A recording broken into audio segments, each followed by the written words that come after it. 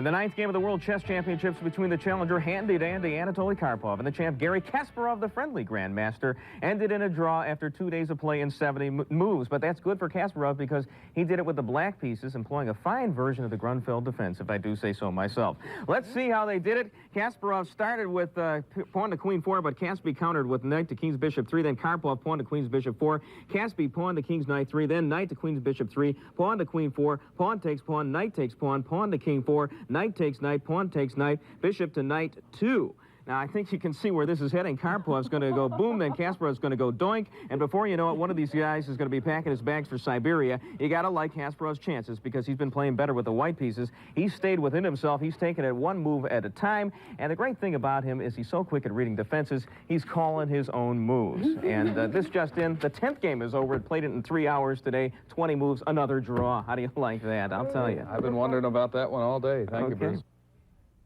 No, this is not a course from the University of Chicago on Einstein's theory of relativity, nor is it an experiment on behavioral modification, nor is it the Denver Broncos play-by-play or their game plan of the Super Bowl game after the defeat. Rather, it's Bruce Wolfe's rendition, and very dramatic one, of a play-by-play of, would you believe, World Chess Championships. And I'm just wondering who needs aerobics after that very exhaustive relaying of a very rousing round of chess. Well, to evening viewers of Fox 32, he's the sportscaster, and he's known as Bruce Wolfe. To the morning devotees of the Loop radio station, he's also known as the Wolfhound, which is something I just learned the other morning. And I'd like to introduce you to Bruce Wolfe, sportscaster par excellence. Are you being facetious about that chess? Because I was dead serious about that. We could tell.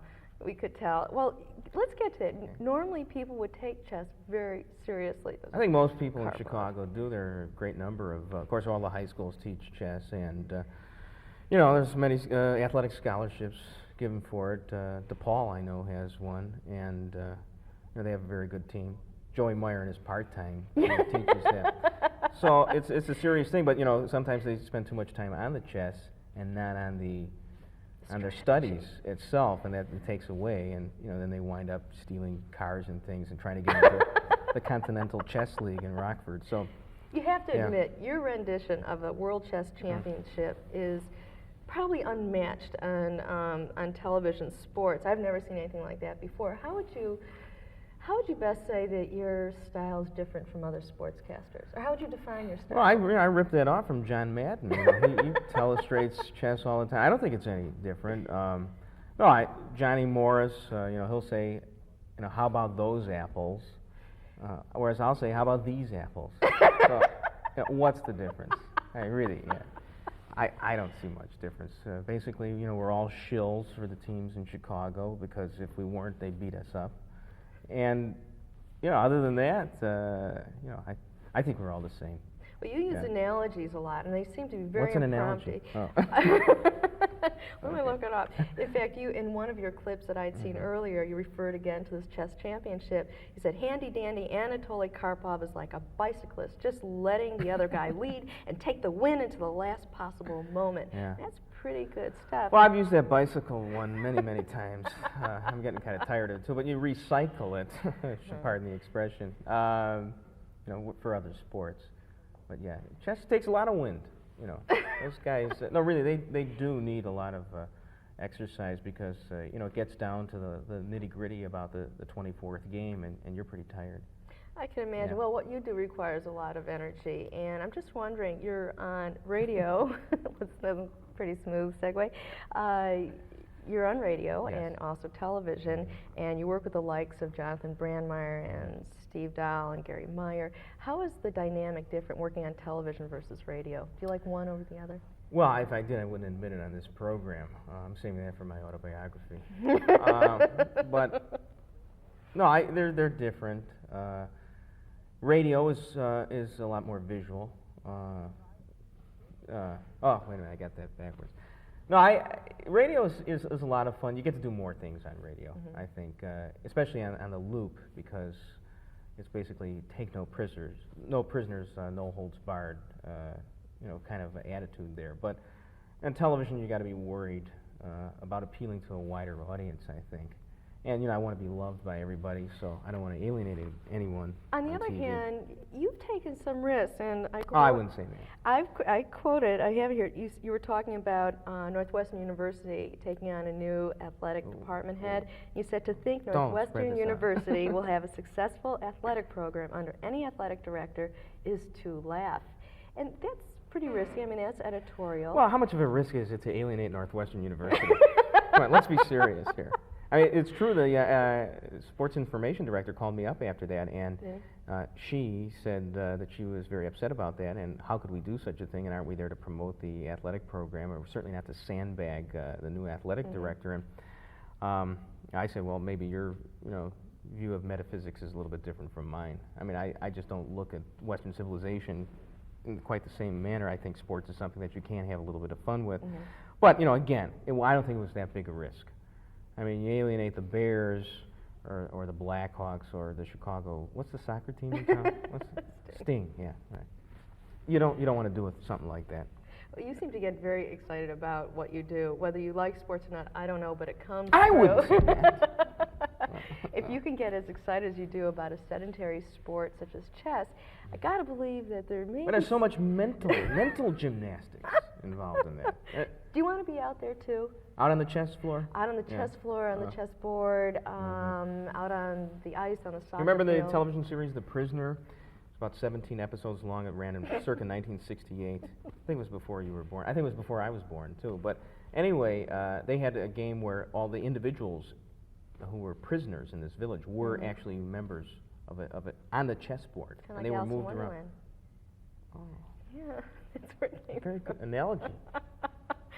What does that mean? But is there something that, do you want to be out there in the baseball field? Yeah, I think football all sportscasters are frustrated athletes. I mean, you know, everybody, 5 or 6, 7 years old, up to about the age of 12 or 13, really wants to be an athlete. Then you realize that you have no skill, so you can't do it. So I think all sportscasters want to be athletes. Otherwise, why would you talk about it? You had a little stint on ice, as a matter of fact. In fact, we have a tape to show you. Do we have a clip? Oh, you're not going to show this. You seem to be I don't enjoying believe yourself. you got this. We'll take a look at Bruce Wolfe on ice.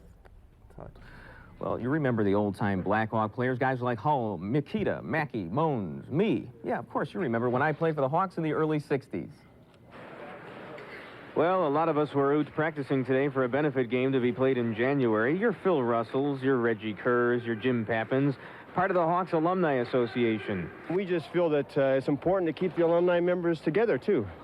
Those 3 reasons, amateur hockey and the scholarship fund, and then to keep the guys together. And if we can help them out through contacts with employment and things like that, it's very important to take care of your own.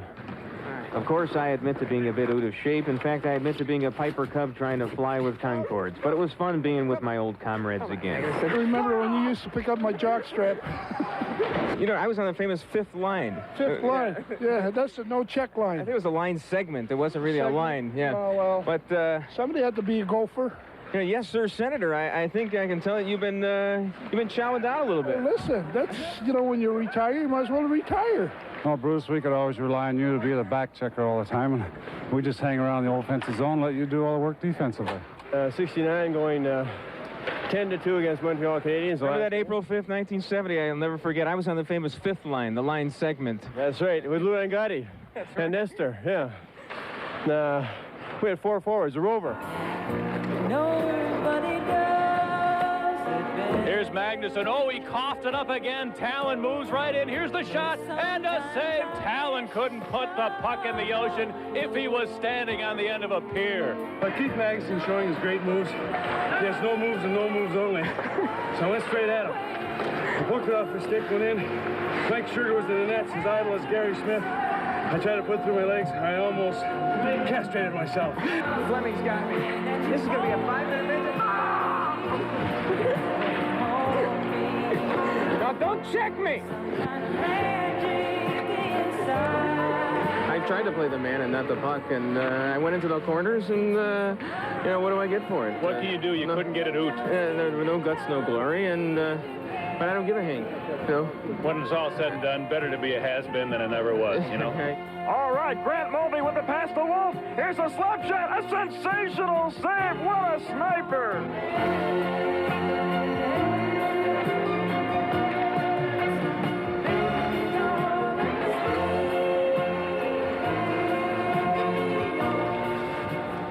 And I should tell you that Mike Tomczak's going to start on Sunday for the Bears, and Jay Hilgenberg will not have surgery. Forget football, back to hockey. No contract offers or anything? I still have my teeth, and I'm just glad for that. What style, what finesse, what a good thing you've got a regular job. I thought he looked pretty good out there. My goodness, not a bad skater. Yeah, thank you. Well, you did save your teeth. It's pretty miraculous. I could use some false ones. Were they ready to sign you up? No, it was so difficult to do because I'm so out of shape. And I went out there, and after every line, every time I was out there, I was like gasping for breath. It was terrible. Did your ankles hurt? Ankles didn't bother me at all. I wasn't moving out there.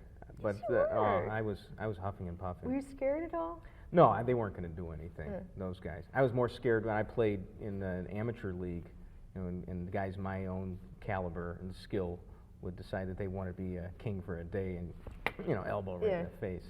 Well, you seem to be having a good time out there. But on the other hand, you practiced law for about 5 years, so you could probably take a lot. Oh, I'll tell you. And just wondering, given that background, how did that prepare you for sportscasting? I think it was the same. Yeah? Yeah. A lawyer, especially what did I do as a lawyer? Oh yeah, I was a trial attorney. Yeah, and you get in front of a jury, and you're trying to convince or persuade 12 people to come over to your side. So now I'm just trying to persuade 100, 200 people, however many are watching, to come to your side. So it's just a bigger arena. Conversely, now you're a sportscaster, and let's say you did this first and we're thinking of going into law. How would sportscasting, being out there with the big guys, how would that prepare you as a trial attorney? Sportscasting as a trial attorney? I think, like I say, it's a yin-yang, yang-yin kind of thing. So I think just trying to talk to people, I think that's the important thing. You're trying to persuade people. We're all salesmen. We're all trying to get a point across. We're all trying to, bat each other over the head and get our way. Now that you're doing this, you're very successful at this. You've been at Fox 32 since 1987, I believe. Oh, way back, 1987. Odd 87, and all the way back. What are you planning on running this till about 1992 or something? Probably. Okay. And 1982, you started at the Loop. That's right. You're in law, now you're a sportscaster. Any plans to do anything else after Yeah, this? I'm going to med school. I think the combination would be great. And of course, you apply the same principles. You got to convince the patient that it's worth it to go through the operation and spend $50,000 on that. Do you have any mentors? As I said at the top of the show, you have your own style. There are other people such as John Madden and Howard Cosell, their own styles. Did you ever see any of these people as mentors? Well, I would define a mentor as somebody who would help you out, somebody you really actually knew who would help you. And of course, in this business, it's so cutthroat, dog-eat-dog, that nobody's going to help you out. Everybody's going to try and step on you. So there are none. No, but there are some people I've looked up to. Tim Weigel is the godfather of irreverent sportscasting in Chicago, and I know Tim, and he's been very helpful to me over the years. And other than that, David Ben-Gurion. No, I don't know. You also have developed some characters, which is something. Howard Cosell is a caricature unto himself, so is John Madden, but you have actually developed characters such as Chit Chat. Right. And later, towards the end of the show, we'll be able to hear something Don't about tease it. them. We're trying to keep them here. Okay. You're right. How did you develop that character? Chit Chat? Actually, I was working for WXRT radio at the time, and I was substituting for a woman who was on pregnancy leave of absence. And I was doing the news. And it used to be that they had the news on at 8, and then they had the sports on at 8:10, and I'd do the sports. But I figured since I was doing the news at 8, it would be hard to say, and now I'll be coming up with sports at 8:10. So I decided to be a different character. Plus, I'd been working on this It's based loosely on some other sportscasters in Chicago. Can you mention? Well, I mean, you know, Don McLean does not explain American Pie. You know, you have to explicate it for yourself, and that's the beauty and wonder of it. And T.S. Eliot never explained his poetry, so maybe he did, but I you know, you can guess who they might be. Do you ever find yourself sometimes off mic becoming that character? Well, I think, you know, it's hard. You know, sometimes, you know, Paul Winchell became Jerry Mahoney. Sherry Lewis became Lamb Chop and vice versa. So, I mean, sometimes it's hard to separate the character. Maybe I really am that person, and maybe, you know, the person you're talking to now is a phony. Could you tell us how you developed the character Bruce Wolfe, then, I should say? Well, you know, that's something between me and my therapist, I think. Now, you have 3 children, you're going on your 4th, and you have such enthusiasm for sportscasting, and we'll get into sports in a bit. Have you been, do your kids participate in sports? You know, I guess one of the reasons I was involved in sports or was very much interested in it is my father was so much interested in sports, and I'd come home, he'd come home from a hard day of work, and I'd say, you know, Dad, can I announce the ball game on TV? I want to shut off the sound, and he'd, no, he wouldn't let me do that. And so because of that, I wanted to be, maybe if he'd let me announce a few innings, I would have become the doctor, lawyer, successful, and, you know, wouldn't have done this. But because he wouldn't let me do it, I'm doing this now. But my kids, like, well, my oldest son, he's into wrestling, Hulk Hogan and all that, and I mean, he's 10. You know, when do you tell a kid that there is no Santa Claus?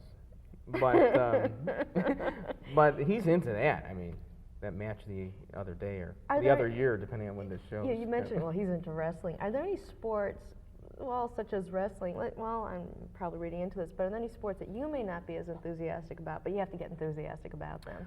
Oh, just about all of them. Yeah.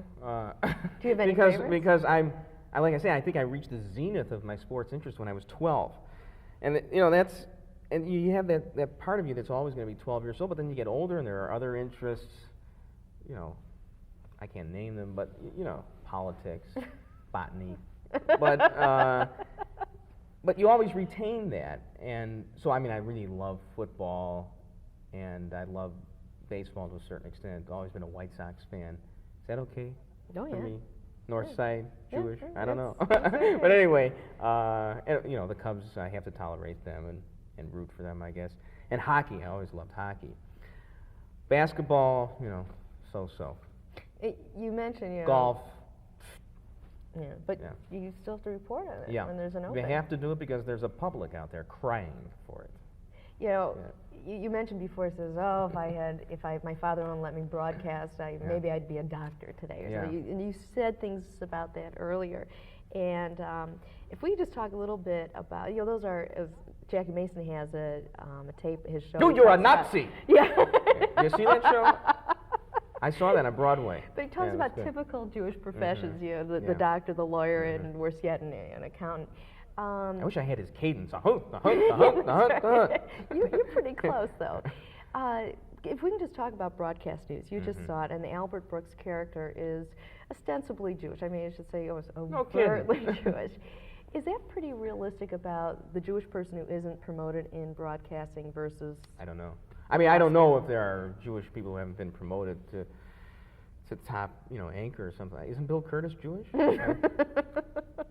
But no, you know, I empathize with the character in that. I just saw it the other night, and you know, the guy sitting there. It wasn't to me the sweat so much; it was the crossed eyes. I mean, that. You know, and then he wrote beautifully, but big deal. The writing didn't mean anything because communication is more than just writing. It's eye contact. You know, it's something else. Well, I'm just asking, how realistic was that? I think it was fairly realistic. I mean, I've never heard of an anchorman. I mean, I haven't been in the business that long, but I haven't heard of an anchorman who was fed that much information. Actually, I congratulate William Hurt on being able to do what he did. How could he talk and listen to that woman yelling in his ear the whole time, and then have it come out so smoothly? So there's a talent to that. There's a talent to that. I'm talking more specifically about... I'm trying to avoid the issue. Yes, you are. The ethnic background. I was a lawyer, you know. Yes, you're doing a very good job of that, too. But the ethnic background, have you ever run into that? Well, You mean blatant anti-Semitism? Or just maybe being held back, or... I don't know. You don't know, because they don't tell you. That's the problem. Would you encourage any of your kids to go into broadcasting? Like my oldest, I don't think I have to. I think I have to discourage him. I mean, he already thinks he's better than I am. You know, he's 10. But no, I wouldn't discourage him. I just have a feeling, you know, he won't need this. He'll be something else. He'll, you know, the first Jew in space. Okay. You know, we talked about your energy. You exude so much excitement whenever you broadcast the sports, and you're on in the morning on the Loop. Yes, Bruce Wyckoff with Jonathan Brandmeier, and that's a real energy. He is high voltage. Very high voltage, but you respond in kind. Yes. And then well, he kind of gets you going, though. It's a symbiosis. The communication we're talking about. And then in the evening, again, you're on the Loop, and then again, you're on Fox 32. I'm looking for like a 3 o'clock in the morning gig. Can you find it for me? Yes. I'm usually up then. I wake up in the middle of the night. Hey, I need a gig. How do you find the energy? Is it hard for you to... You got to see me at home. You got to ask my wife. Do a little research. I was trying to get that earlier. Oh, Bruce, wake up. You know, I'm pretty dull. Yeah, I mean, you know, you get me in front of a camera or something. You know, anybody can do something for 90 seconds. But you know, try to be a good human being. Try to be an exciting human being for a whole evening. Is it hard for you? Definitely. But how do you keep your energy going? Watch me by the end. Are we at the halfway point of this show? Haven't you noticed a little drop off? I can't drop off.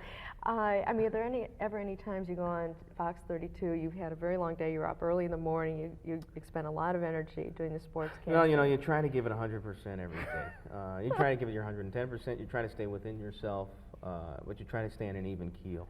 That I learned from all the jocks I've ever talked to.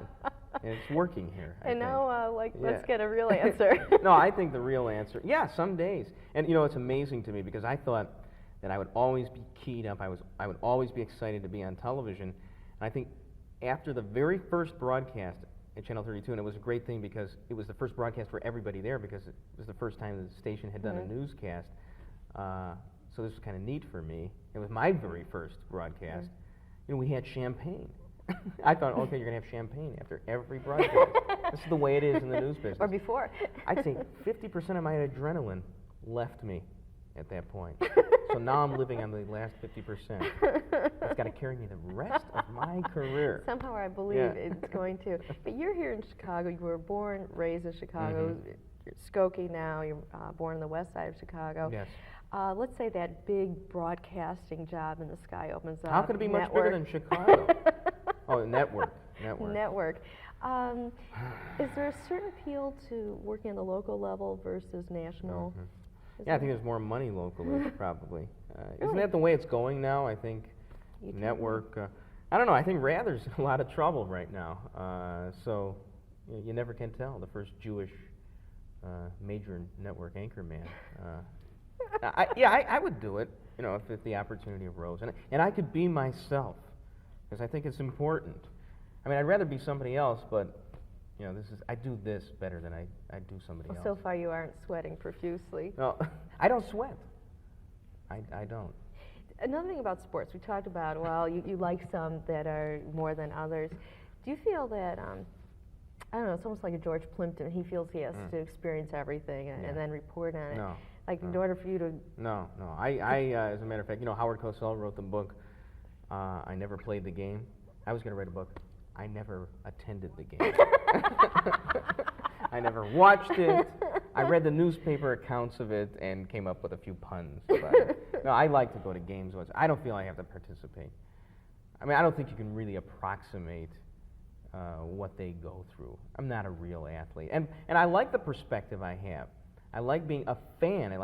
Sometimes sportscasters get way too close to the situation, and they become nothing more than mouthpieces for the athletes. I like the fans' viewpoint. What about, well, okay, you just mentioned the fans' viewpoint. What about adding, when you make that decision to add more dimension to the sport, for instance, Michael Tyson just got married over the weekend, or a few days ago, and it was a surprise to everybody. Now, does that interest you, even though he's a heavyweight boxing champion, does his marriage interest you?